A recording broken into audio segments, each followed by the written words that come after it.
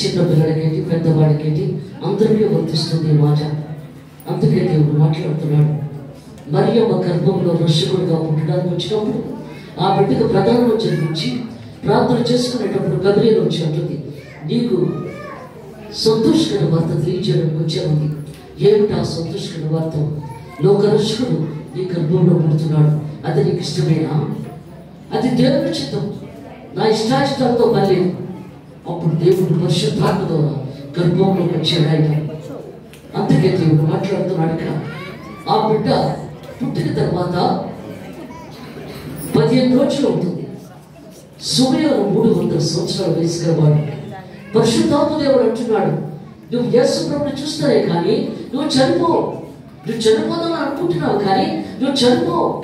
ఎందుకంటే అది చూసిన తర్వాతే నువ్వు తండ్రి దగ్గరికి వెళ్తావు అని పరిశుద్ధాత్మ దేవుడు బయలుపరిచాడు సుమయోనికి. యేసు ప్రభు కోసం ఎదురు చూస్తున్నాడు. మనం ఎంతవరకు ఎదురు చూస్తున్నాం? అది వచ్చేసాడు, యేసు ప్రభు వచ్చేసాడు యెరూషలేము దేవాలయానికి. ఎందుకంటే బరువు వరకు చెల్లించడానికి ఆయన కూడా వచ్చేసాడు. కింద మెట్ట మీద ఆయన ఉన్నాడు, పై మెట్ట మీద సుమయోను ఉన్నాడు. పరిశుద్ధాత్మ వచ్చేసింది వారిద్దరి మధ్యలోకి. అప్పుడు సుమయోను గబగబా కిందకు దిగొచ్చి, నాదా నా స్వామి అని ఎత్తుకొని ముద్దులు వాడుతూ, ఇక నేను చూసేసాను కదా, నేను వెళ్ళిపోతాను. ఇక నేను తండ్రి దగ్గరికి నేను వెళ్ళిపోతాను, ఇక నేను చూశాను కదా ఇంకా అని చెప్పి అక్కడ మాట్లాడుతున్నాడు. ఇక్కడ ఏమొచ్చున్నాడు? ఇక్కడ నాదా ఇప్పుడు నీ మాట చొప్పున సమాధానంతో నీ దాసును పోల్చుచున్నావు. అన్ని జనులకు నేను బయలుపరచున్నావు. ఎందుకు అన్ని జనాంగానికి ప్రతి ఒక్కరు నా మోకాలు మొక్కుతుంది, ప్రతి వారు నా మాట నమ్ముతుందని సెలవిచ్చిన దేవుడు అడిగా. అన్ని నామముల కన్నా యేసు నామమే పైనామము. అందుకే అంటున్నాడు, అన్ని జనాంగాలకు నేను బయలుపరచున్నావు. ఎందుకు నీ ప్రజలైన ఇశ్రాయేలుకి మహిమ కాదు. ఈ దర్శనంతా కూడా నేను కళ్ళకి చూస్తున్నాను ప్రభా. నీ రక్తం ఖర్చును, నీ రక్తాన్ని ప్రతి ఒక్కరిని చిందించడం, అవన్నీ నేను చూస్తున్నాను. 15 రోజుల పాటు యేసు ప్రభుని ఆ దర్శనం ద్వారా దేవుడు చూస్తున్నాడు ఇక్కడ. ఎందుకంటే దేవుడు రాకడలు ప్రతి యవ్వనస్తులకి, చిన్న పిల్లలకి, వృద్ధాప్యంలో ఉన్న వారికి అందరికీ దర్శనాలు చూపెడతానంటున్నాడు. ఏం జరుగుతున్నదో జరగబోతుందో దేవుడు చూపెడతాడు ప్రతి ఒక్కరికి. అందుకే దేవుడు మాట్లాడుతున్నాడు ఇక్కడ. ఇక్కడ అమ్మా నీ గుండెలో ఒక తీరిపోతున్నాడు సుమయోను. ఎందుకంటే కొడుకుని పొగుడుతూ ఉంటే సంతోషంలో మునిగిపోయింటాము మరియమ్మ.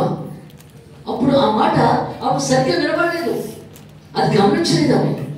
అందుకే దేవుడు మాట్లాడుతున్నాడు. 15 సంవత్సరాలకి తండ్రి చనిపోయాడు యేసోపు. మరి తమ్ముడు చిన్నవాడు. అప్పుడు ఆయన్ని ఒంటరికి పరిచయం మొదలుపెట్టాడు. ఒంటరికి పరిచేసేవాడు తండ్రి. మొదట మంచం చేసి తల్లికే ఇచ్చాడు. పడుకో అమ్మాయి అంటే తల్లి మీద ఎంత ఎఫెక్షన్ ఉందో చూడండి. ప్రతి బిడ్డకి కూడా తల్లి మీద ఎఫెక్షన్ ఉండాలి. ఎందుకంటే నమాసాలు మూసుకుంటుంది, ఎందుకని ముద్దులాడుతుంది, దొడ్డుకు తీస్తుంది, ఒకటిగా తీస్తుంది. ఏ కష్టం వచ్చినా అమ్మాయి ఇలా ఉంది, నా పరిస్థితి పర్వాలేదురా, నేను నాన్న కదా, నీకు అంతా మంచిగా జరుగుతుంది అన్న ధైర్యం చెప్తుంది ఆ తల్లి. మరి లాంటిది ఇక్కడ యేసు ప్రభు ఆ మంచం మీద పడుకోమన్నాడు తల్లి. వద్దు బాబు, నువ్వే చేసుకున్నావు కదా, అమ్ముకో అంది. అక్కడ లేదు లేదు, నువ్వు మొదటి మంచం మీద నువ్వు పడుకోవాలమ్మా అని చెప్పి. అది అలాగే అన్నదమ్ముడు పెద్ద అయ్యే వరకు కూడా దేవుడు వాళ్ళకి పనిచేసి వాళ్ళని పోషించాడు. 30 సంవత్సరాలు అయింది. ఎందుకంటే 12 సంవత్సరాల్లో ఉన్నప్పుడే యెరూషలేము దేవాలయంలో 3 రోజుల పండగకి వెళ్ళాలి ప్రతి ఒక్కరు. ఉన్నవాడు లేనివాడు వెళ్ళాలి. అప్పుడు యేసు తీసుకొని వెళ్ళారు. అమ్మా నేను ఆలయంలో ఉంటాను, మీరు అన్ని చక్కబెట్టుకొని రండి అన్నాడు. ఇక్కడ ఆలయం ఎందుకుంటున్నాడు? ఇక్కడ 300 సంవత్సరాల ప్రవక్తలు వాళ్ళు తప్పుగా చదువుతున్నారు, బైబిల్ని తప్పుగా వాక్యం చెప్తున్నారు. అప్పుడు ఆయన ఖండించి చెప్తున్నాడు, 12 సంవత్సరాల బాగుంటే నువ్వు అలాగా చెప్పేది ఇలా చెప్పాలి, ఆ వాక్యం ఇలా ఉంటే నువ్వు ఇలా చెప్తున్నావేంటి అని గర్తిస్తున్నప్పుడు వాళ్ళు అతను ముఖంగా చూసి, మరియమ్మ కుమారుడు కదా, యేసోపు కుమారుడు కదా, ఇది తెలివితేటలా వచ్చింది, ఇంత జ్ఞానం ఎలా వచ్చింది అని వాళ్ళు ఆశ్చర్యపోతున్నారు. ఇక్కడ వాళ్ళ అమ్మ నాన్న కూడా ఇతను మర్చిపోయి వెళ్ళిపోతున్నారు. కొంత దూరం వెళ్ళాక యేసు ప్రభు జ్ఞాపకం ఉంచాడు. అప్పుడు వచ్చి, ఎందుకయ్యా మీ నాన్న నన్ను బాధ పెడుతున్నావు అన్నప్పుడు నేను తండ్రి పని మీద ఉండాలని మీకు తెలియదా? 12 సంవత్సరాలకే బాగుండగా చెప్తున్నాడు, నేను తండ్రి పని మీద ఉండాలని మీకు తెలియదా? అందుకే దేవుడు మాట్లాడుతున్నాడు ఇక్కడ. 30 సంవత్సరాలు పూర్తి అయిపోయి అప్పుడు అంటున్నాడు, అమ్మా నేను వెళ్ళిపోతాను, ఇక్కడ నా తండ్రి పేరు మీద నేను వెళ్ళాలి, అందువల్ల తమ్ముడు చూసుకుంటాను, నేను వెళతానని చెప్పి ఇంకా ఎలా ఉన్నాడో బట్టలతో అలాగే వచ్చేస్తాడు. వచ్చేసి తిద్దగా అప్పటికే యోహాను బాప్తిస్మం ఇవ్వడానికి వచ్చాడు. ఆయన అప్పుడే నీటిలో దిగిపోయాడు. యేసు ప్రభు వచ్చేస్తున్నాడని తెలిసి ఆయన ఎంటర్ అయిపోయాడంటే ఇంకేముంది అక్కడ, ఆయన వచ్చేస్తున్నాడు. ఇక వచ్చేస్తున్నప్పుడు ఆయన గర్భవతికి నీటిలో నిలబడేటప్పుడు యేసు ప్రభు వచ్చి నిలబడ్డాడు యోహాను ముందు. ప్రభువా, నీ దగ్గర నేను పొందాను, కానీ నా దగ్గర నువ్వు పొందుచున్నావా తండ్రి అన్నాడు.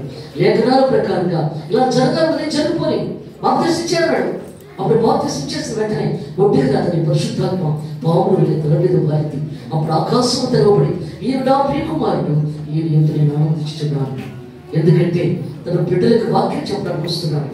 ఎందుకంటే ఆయన రోజు మాటలు హృదయం చాలు అంగీకారంగా ఉంటుంది. ఆయన మాట్లాడితే చాలు ప్రతి మనిషి మారిపోతాడు. ఎంత దుర్మార్గుడైనా దుష్టుడైనా దేవుని మాటలకి లోబడిపోతాడు, నొంగిపోతాడు. అక్కడ అందుకు వాక్యం చెప్పడానికి వచ్చాడు, కానీ తీర్పు తీర్చడానికి రాలేదు అక్కడ. అందుకే దేవుడు మాట్లాడుతున్నాడు ఇక్కడ. సర్వ సృష్టికర్త సర్వోన్నత దేవుడు అయినా అప్పుడు నడుచున్నాడు ఇక్కడ. ఎందుకంటే అందరినీ రోగులు స్వస్థపరిచేస్తున్నాడు, చనిపోయిన వాళ్ళు ఏమిటిన్నాడు. తండ్రి, నీవు నా మరణకు కృతజ్ఞతలు చెల్లిస్తున్నాడు, లాజరు బయట అన్నాడు. సముద్రంలో లాజరు బయటకు వచ్చేసాడు. ఎక్కడెక్కడ వాళ్ళందరినీ కూడా దేవుడు స్వస్థించేశాడు అక్కడ. అందుకే దేవుడు మాట్లాడుతున్నాడు అక్కడ. జీవాధిపతి దేవుడు, సర్వోధికారి సృష్టికర్త, సర్వోన్నత దేవుడు ఆయన. ఇంకా సిలువెక్కవలసిన కడి వచ్చింది. సృష్టితో అంటున్నాడు, నేను సిలువెక్కవలసిన కడి వచ్చేసింది.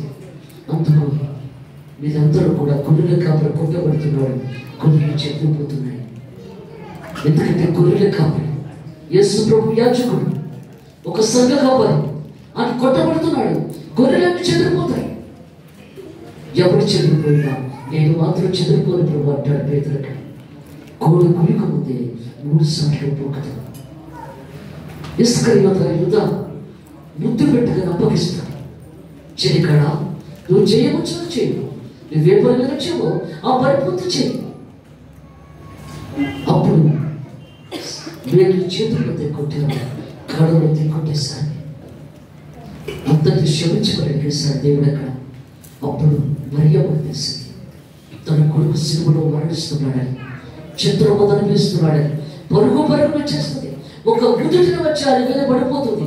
నాయనా ఏంటి మరణం, ఏంటి నాయన, తట్టుకోలేకపోతున్నాను, నా కడుపు వేదనగా ఉంది, బాధగా ఉంది నాకు. ఎందుకంటే గర్భవరం దేవుడు ఇచ్చిన బహుమానము, గర్భశోకము, వేదన. అందుకలుస్తున్నాడు దేవుడు ఇక్కడ. నా కడుపు వేదన అయిపోతుంది, నా వేదనలు కదిలిపోతున్నాయి, అదొకలాగా అయిపోతుంది. నాయన ఎందుకు ఇలా జరిగింది, ఏంటి ప్రభా, ఎందుకులాగా అని చెప్పి ఆయన రక్తము తన ఒంటి నిండా బాగుకొని అందరితో కౌగలించుకొని ఏడుస్తుంది ఆ కొడుకుని. దేవుని రక్తము, పరిశుద్ధత. ఆ తల్లికి ఒక దినాలు అంటాడు కదా, ఎవరు నా తల్లి, ఎవరు నా అన్నదమ్ముడు, నా వాక్య ప్రకారం నడిచిన వాడిని నా తల్లి, నా అన్నదమ్ముడు. దేవుని రక్తాన్ని పురుడుకొని ఆతతో మాట్లాడుతూ ఏడుస్తుంది దొరికి. అమ్మా, నేను లోక కళ్యాణం కోసం వచ్చాను, నా ప్రజల కోసం వచ్చాను, నా ప్రజల పాపాల కోసం వచ్చాను. నా రక్తం చిందిస్తేనే తప్ప ఏ పాపము కడగబడదు. అందువల్ల ఈ భూమి మీద నా రక్తం చిందించాను, అప్పుడే పరిశుద్ధులు అవుతారు.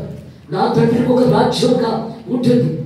లుసిఫర్ కదా, నరకము ఓ కల్లోలముగా ఉంది, సంతోషంగా ఉంది నాకు, ఈ పరలోకాలు వస్తారు. అందుకు నా ప్రియ కుమారుడు ఇస్తున్నాడు, ఆయనే తీసుకొస్తున్నాడు. అందుకు ఆయనే అక్కడ తన తండ్రికి ఒక రాజ్యంగా చేశాడు. తన ప్రజలకి పరలోక రాజ్యాన్ని స్వతంత్రించినట్టు చేశాడు. అమ్మా, నువ్వు బాధపడకు, నువ్వు వేడవద్దు, నేను లోక కళ్యాణం కోసం వచ్చాను. నువ్వు స్త్రీలందరికన్నా ఆదిపంచులు కాబట్టి నీ గర్భంలో నేను పుట్టాను. ఎందుకంటే దేవుడు పరిశుద్ధుడు కాబట్టి, ఆ తల్లి కూడా పరిశుద్ధురాలు కాబట్టి ఆమె గర్భంలో పుట్టవలసి వచ్చింది. అన్నదమ్ముడు ఒక దినాన్ని అంటారు, మా దగ్గర కాదు వాక్యం చెప్పాలి, నువ్వు ఎక్కడికైనా చెప్పుకోవు. అందుకే ఇంట్లో వరకు పనిచేయదు. పాస్టర్లైనా డాక్టర్లైనా ఎవరైనా పనిచేయాలి, ఇంట్లో వరకు బయటలోనే పనిచేస్తారు. అందువల్ల యేసుప్రభుకే పనిచేయలేదు. అక్కడ ఆ తమ్ముళ్ళు అంటారు, మా దగ్గర చెప్పాలి, నువ్వు ఎక్కడో చెప్పాలి.